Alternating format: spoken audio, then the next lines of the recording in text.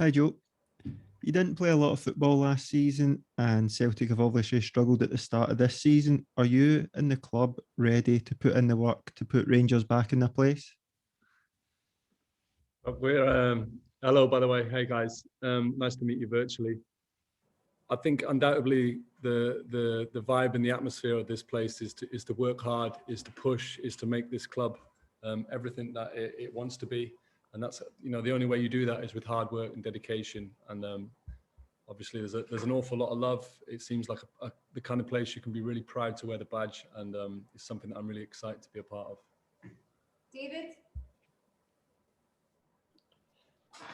Hi Joe, I wonder what advice Fraser Foster gave you about playing for Celtic, and having had the experience of VAR in the English Premier League, do you think it would be a good introduction to Scotland?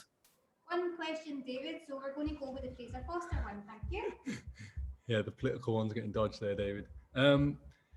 Look, Fraser's got nothing but love for this place. He has done, I'm close with him on and off the field.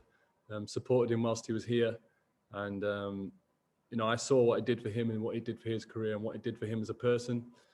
He obviously played very well here. That's great. That's all well and good. But he also really enjoyed his life. He really enjoyed his relationship with you guys, and you guys are proud of him. He's super proud of you, and it's something that if I can get even a smidgen of what he did, then it'd be a great couple of years for me. Thanks, Joe. Hi Joe. I was just wondering if the manager told you you'd be in the club to be the #1 keeper, and are you ready to play on Thursday if you're called upon?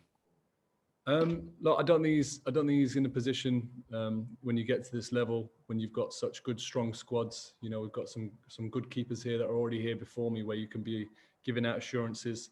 I think he's obviously gave me the impression that he likes me as a goalkeeper. He's interested to see what I bring off the field as well. So, I'm sure if I can come and bring my level, both on and off the field, I'm going to give myself the best opportunity to play. And in terms of being ready, I feel it. I felt good in all training sessions so far. I feel physically good, but I think the proof will be in the pudding of, hopefully when I do get those first minutes and we'll see. Natasha? Hi, Joe. What we've seen so far is that Ange clearly likes his goalkeepers to play quite high up the pitch, play with the ball at their feet. Is that a sort of style that suits you, or will you have to adapt your style to suit that? And what can you tell us about your attributes as a goalkeeper? Yeah, look, Ange's got his way. When I first was introduced to the concept of a goalkeeper that plays out, I was, a few years ago, I just presumed that meant that you have to be, unbelievable with the ball at your feet. But the more I've got comfortable with it, the more I've realised that it's a system, it's a way of playing. It's something that the whole team needs to buy into. It's not necessarily meaning that the goalkeeper at the back has to make things happen or pick passes that are dangerous. If everyone buys into the process, everyone shows for the ball. Ultimately, it's 10, 15-yard passes that we grew up learning. It's when you learn to play football, that's what you learn to do. So it's all about decisions. It's all about movement. And, I feel that if we work hard as a team, if we work hard as a unit to make it as easy as we can for each other, then certainly I can play a part in that. Ryan?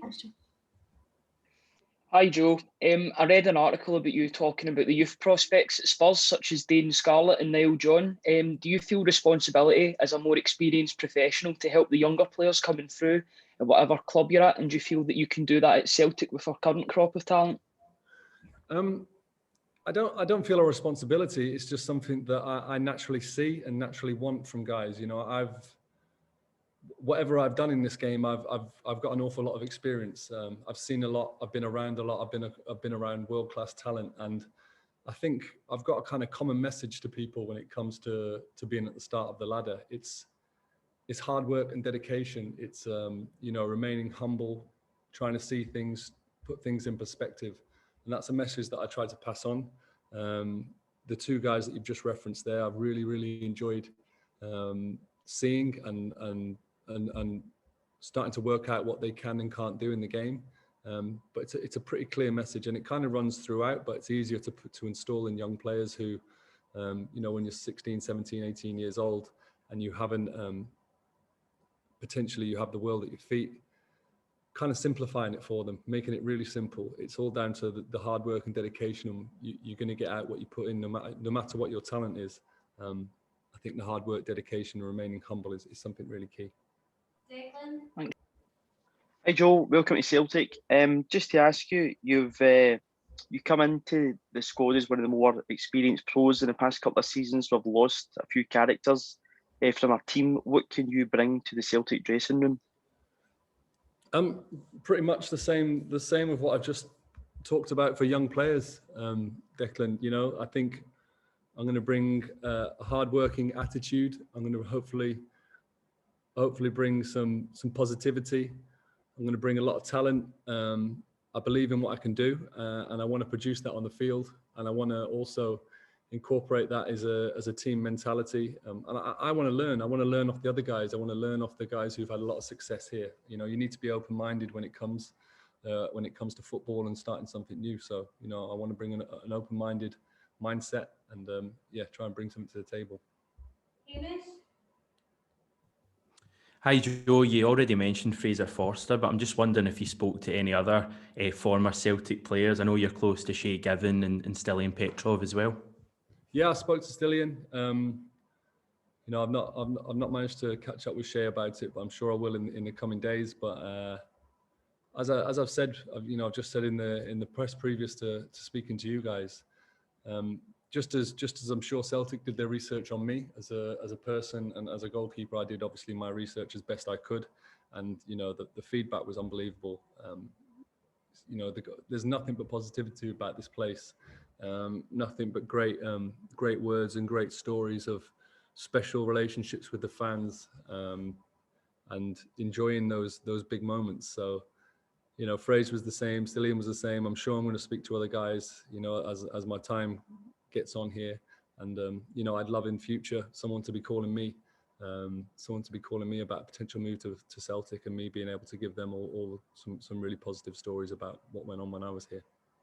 Speedy? Hi Joe, welcome to Celtic.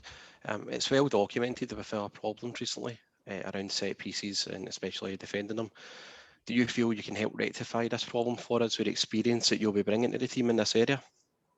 Yeah, look, we're a new team, new manager, new ideas.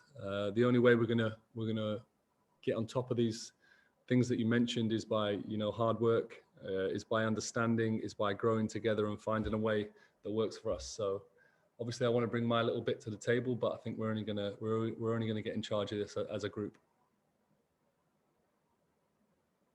Thank you. Welcome to Celtic, Joe. Joe, you've played at the highest level. You've won Premier League titles. You've played at World Cups. You've played at Euros. What keeps you motivated at this point in your career? I love football. I absolutely love it. You know, it's a question that, yeah, a few times I've had to ask myself. A few kicks in the nether regions, but I love football, and you know, I've always spoken to my family about it. I love it just as much as when I was lifting Premier League titles and playing in World Cups, as you said. So whilst that passion's still inside me and I'm getting these unbelievable opportunities, there isn't much else that I need to get me out of bed and getting the gloves on. Paul? Hi Joe. As a goalkeeper, how important is a strong number two in pushing you to your highest level? There's so much more to it. There's a great unit that, you know, when I've had my most success on the field, we've been really strong as a unit. We've had a lot of respect between the goalies, you know, the young guys that come up and help sometimes, the goalkeeper coach, the analysis team. There's definitely a kind of unit behind it, and I've always prided myself on trying to have the attitude of treating how I want to be treated. You know, for years I had it where I was literally the guy who was playing and was being supported.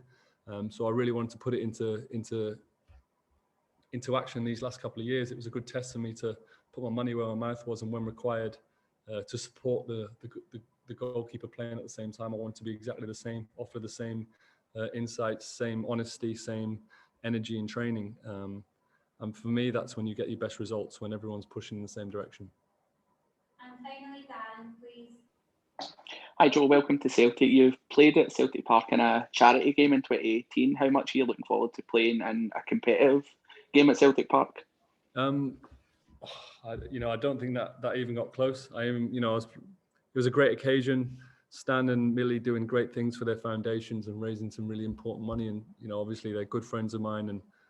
And as I referenced before with football, I played on the park for them. The fact that I managed to do it at Celtic was a huge occasion for me and a huge moment. But if you're talking about playing a competitive game with the badge on my chest, then it would be really special.